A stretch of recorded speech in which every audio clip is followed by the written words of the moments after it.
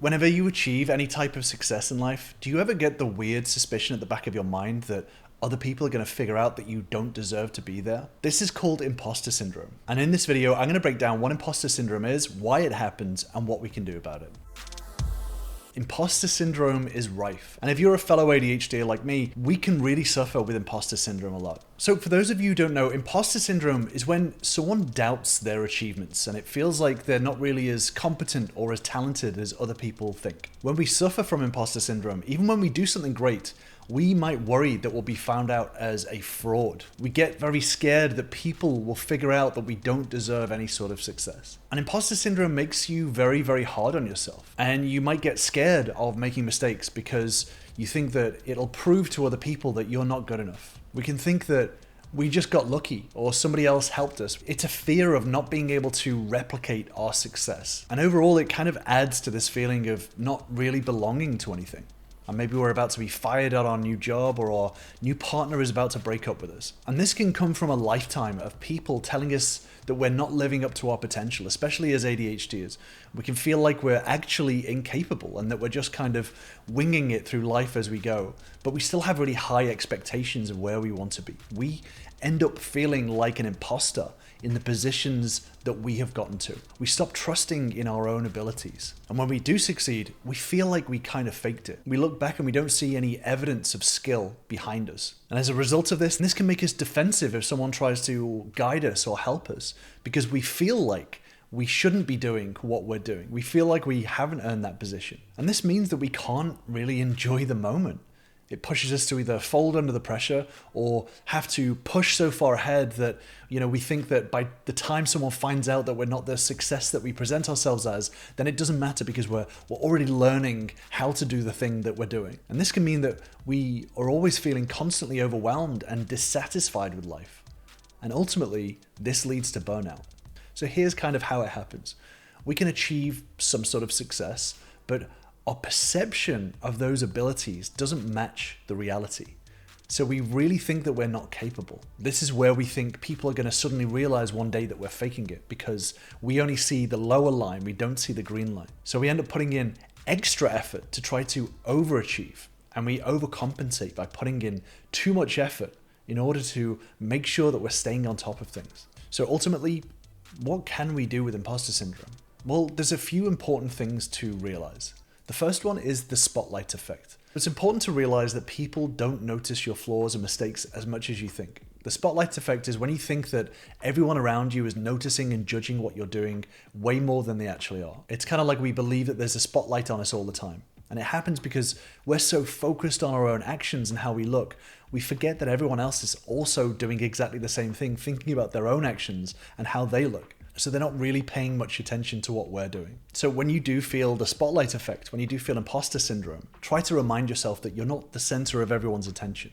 And it becomes a lot easier to worry less about what others think. And we can feel a little happier and a little more at ease with any sort of success that we have. Next, externalize your thoughts. And this is something that I recommend to all of my clients. Externalizing and brain dumping our thoughts out, it helps to ease off the pressure off our brain a little bit. So when you do struggle with imposter syndrome, if you are brain dumping your thoughts and you're taking the time to just empty your mind, it helps to reduce the cognitive load on your mind. It helps to relieve some of the stress, but it also helps you to formulate any thoughts that you have. So if you're feeling imposter syndrome, you can externalize and start asking yourself some questions objectively. So for example, what things did I do to get here? What skills do I have?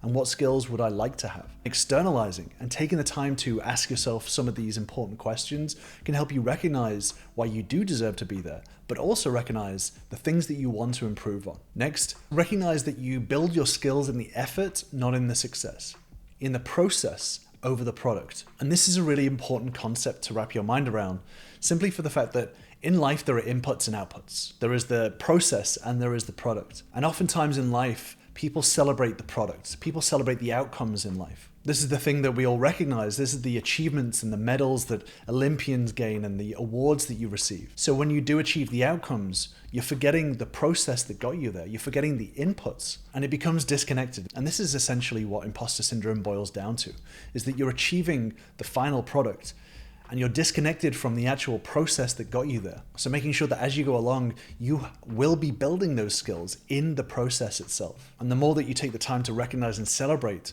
those skills that you're building in the effort, the more you'll be able to accept and understand and appreciate when you achieve the outcomes, so you don't feel like an imposter.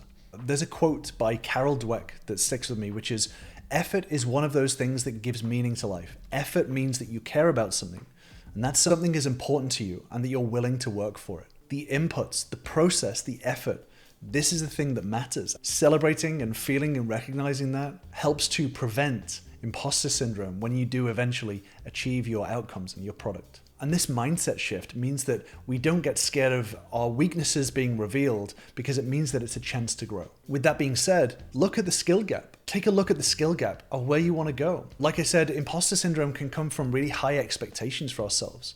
You know, for me, I think it's really important to want to always raise your standards. So I'm not going to sit here and say, you're perfect just the way you are. You know, I know we all want to improve things with ourselves, but recognize where there is an actual skill gap that you do need to improve on, but don't simply invent one because you're struggling with imposter syndrome. And if you do see a skill gap, then make sure you're specific about it and not ambiguous. So if we know specifically that there is a skill gap to fill, then we can actually take action on filling it. But this is why it's really important to be specific rather than vague. Because with imposter syndrome, we can sit there and have a general idea of, oh, well, I'm just kind of incapable, I don't deserve to be here. Whereas if you actually recognize a specific skill gap and say to yourself, I would like to go here, I would like to learn this skill, I would like to do this, then it's a lot more specific. There's a big difference between thinking I'm a bad driver compared to I need to learn how to turn less sharply. That's totally me, by the way. The specificity is everything, because when you're more specific, then that's actionable. You can actually do something about it. Whereas if someone says, how do I become a great driver? It's a struggle to really answer that question. And if you do want deeper dives on getting really specific with your goals and breaking them down, then come and join us on my free bootcamp, which I'll link to in the description down below. Click on the link to come and join us and get started. And then make sure you're celebrating successes. You know, celebrating successes creates a positive feedback loop. It reinforces that we are capable. And ironically, this leads us to grow a lot faster than being super hard on ourselves. Celebrating successes helps us to understand and recognize our capabilities. Again, recognizing the process that we've been through, so that by the time we get to the outcomes, we actually have built self-worth. Taking the time to celebrate success helps us to recognize along the way how much we can achieve and what we are capable in terms of growing. Because to us, rejection actually confirms all of those fears that we're incapable. And this actually links to rejection sensitivity, which is something that us ADHDers can also suffer from. And if you want a deeper dive on rejection sensitivity and how to deal with it, then I've got a video for you right here. I'll see you over there.